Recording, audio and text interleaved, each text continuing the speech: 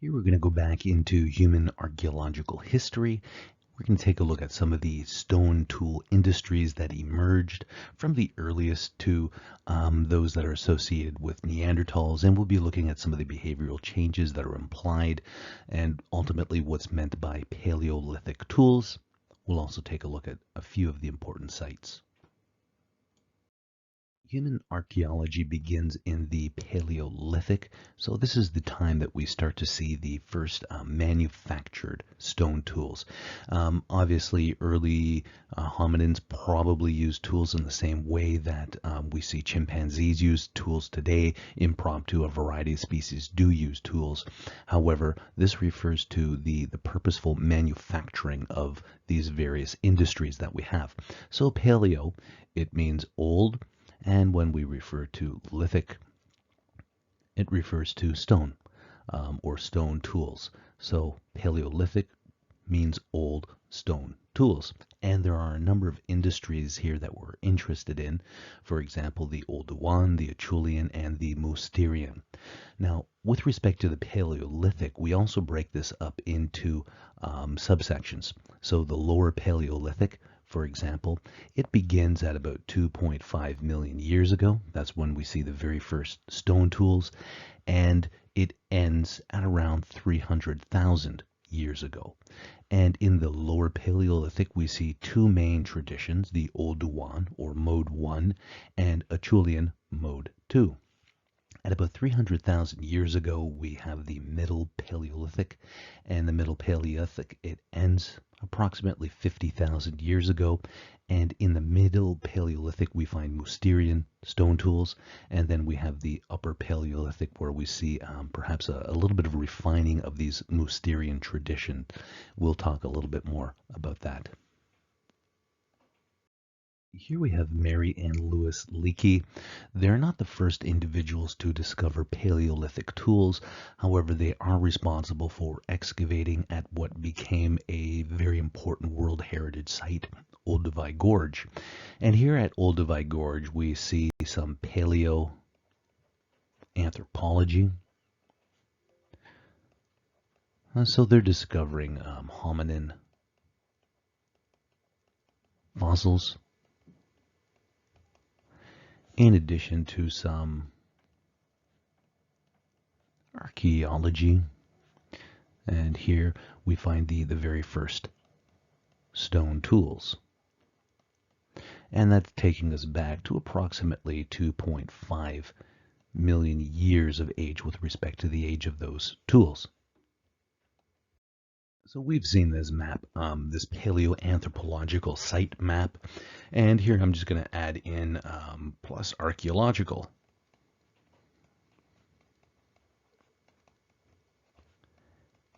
Plus archaeological sites, and the important archaeological site that we're interested in right now is Olduvai Gorge.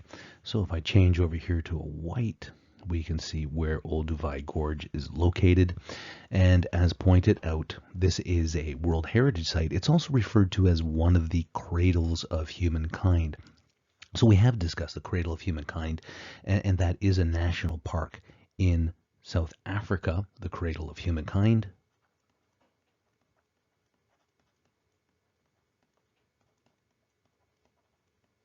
Okay, there we go, the cradle of humankind. This is what we might refer to as a de facto cradle as well.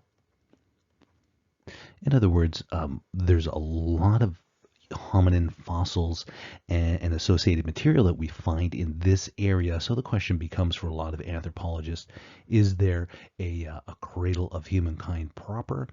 Where did humankind emerge in general? So like I said, two basic points. If we want to go even broader, we could say that the cradle of humankind is Africa. That's where we all emerged. Okay, so here we are looking at Olduvai Gorge, and we see a good example of stratigraphy, the law of superposition, things that are deeper, are older, and we are seeing geological strata, or the layers of earth that have been deposited over time. So moving from the top, for example, down to the bottom of the gorge, this is 295 feet of time. And fortunately, because some of this material is volcanic, we can use potassium argon 40 dating to arrive at a precise date. So speaking of precise dates and timeframes and beds, the Leakeys were responsible for discovering hominin fossils and artifacts as they became exposed as this material began to or is eroding. So from the bottom to approximately there, we have an area that we refer to as bed 1. Bed 1, its oldest age is 2.1 million years of age, and at the top 1.7 million years of age. So this area, that's the time frame that we have there. Moving up just a little bit higher now, approximately this area. Okay, so we have another bed, another deposited layer of earth here, and this is referred to as bed 2. Bed 2 is going to pick up where we left off at 1.7 million years of age, and it finishes up at about 1.1 million years of age. So that's the time frame that exists here. So any materials that are recovered from there, we know that it's about 1.7 to 1.1 million years of age. Moving a little higher, we have what's referred to as bed 3. Black might show up better here, or maybe not. Maybe white will be good. We have bed 3. Bed 3 is approximately 1.1, where we left off, to 0.8 million years of age, or 800,000 years of age. So that's what we see in this area. And then moving to the top, let's just draw in our last bed that we're interested in here.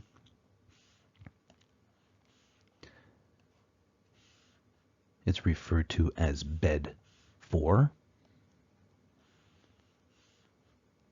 I'll just give me a second to switch over.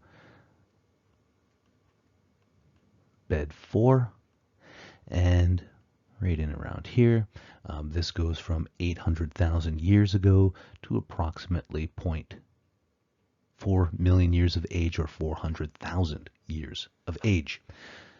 So they were responsible for extracting or excavating fossils and artifacts, and in doing so they began to figure out how life emerged over time.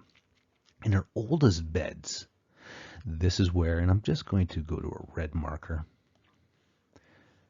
So here in our oldest bed, we are finding Homo habilis.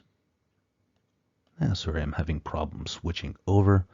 There we go. So in bed 1, we find Homo habilis and we find Oldowan tools, and we start to see a transition into Acheulian tools as we begin to move up higher.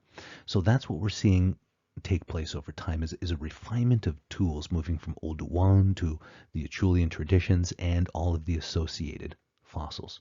We'll talk a little bit more about the various stone industries or traditions and the individuals, hominins, that they're associated with on our next slides. We had pointed out earlier that the Leakeys at Olduvai Gorge were responsible for identifying the first modified objects in association with hominin fossils. So the tools, the mode 1, or the first mode of tools that emerged, we refer to as the Oldowan tradition. And we see an example here. We have cutters, we have choppers, we have scrapers, and you'll note there's no way that this material was attached to a stick, so they didn't have spears. They didn't have arrows. They were scavenging meat. They weren't going out and hunting those animals that they were consuming. And I'll tell you a little bit more about how we know this. So the Oldowan tradition, we want to associate with Homo habilis, and this African biped had begun to anticipate, or at least engaged in some form of abstract thought that allowed it to imagine a new purpose for a rock. And as pointed out, we see this species here, Homo habilis. It's using kind of an anvil and hammer to break open that bone and get at the marrow. Let's move on to the next slide. Okay, so just to sum things up, the Oldowan tradition, we find it in Olduvai Gorge in Tanzania, and the individuals that we've associated with that are Mary and Louis Leakey, or the Leakeys. This tradition, it dates back, and now we have updated information since their discoveries. It appears to be about 2.5 million years of age. And what it does indicate is a shift in the hominin diet. Okay, prior to this, and as we've already discussed, we know that our hominin ancestors were vegetarians. They weren't incorporating meat. The use of stone tools, it does suggest that change where we start to see choppers, scrapers, and pounders, all of which are aimed at scavenging meat from carcasses and getting in at that bone marrow. Here we have the Acheulian Tradition, or the Acheulian Industry, Mode 2. It is the next development in Paleolithic tools. And as for a date, it emerges approximately 2 million years ago. Okay, and it's in association with Homo erectus.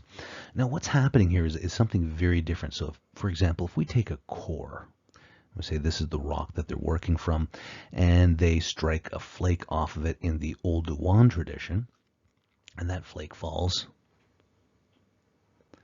They're going to be happy with that single edge that's on it, whatever was in fact produced. So what we want to say about the Oldowan tradition is it's not a reworked tradition. You kind of get what you get, and they did have a method to achieve particular styles, like we said, choppers and cutters and scrapers. However, it's not reworked. Now, what I mean by reworked, if we go to the other side and we say we've got a core here as well, and you strike it so you get a flake that falls off, you're going to rework all of the edges. Okay, so you're not happy with just that one flake. You want to clean it up, make it a little bit sharper, and you can see that defined biface that begins to emerge in association with the Acheulian tradition.